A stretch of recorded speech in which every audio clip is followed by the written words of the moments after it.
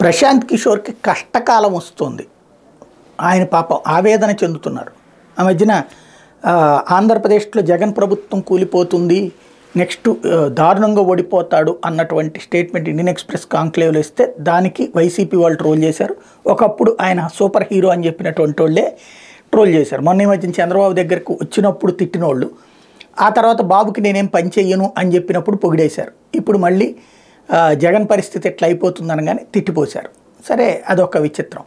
అంటే జగన్ అధికారంలోకి తెచ్చాడు అని చెప్పినటువంటి వాళ్ళే ఆ ప్రశాంత్ కిషోర్ని బూతులు తిట్టాడు.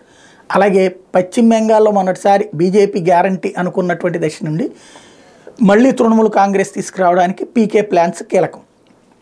మమతా బెనర్జీ కాళ్ళు ఎరగడమా అట్లాంటి మమతా బెనర్జీ అధికారంలోకి వచ్చాక ఇప్పుడు అక్కడ వాళ్ళు ఆయన తిట్టారేమో. ఇక ఎందుకయ్యా అంటే ఒక కీలకమైన స్టేట్మెంట్ ఇచ్చారు.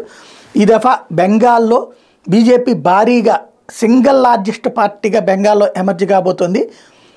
Get ready for surprise results in Bengal in favour of BJP అంటూ, I know TMC will call me BJP agent but I see BJP making a huge come back in Bengal.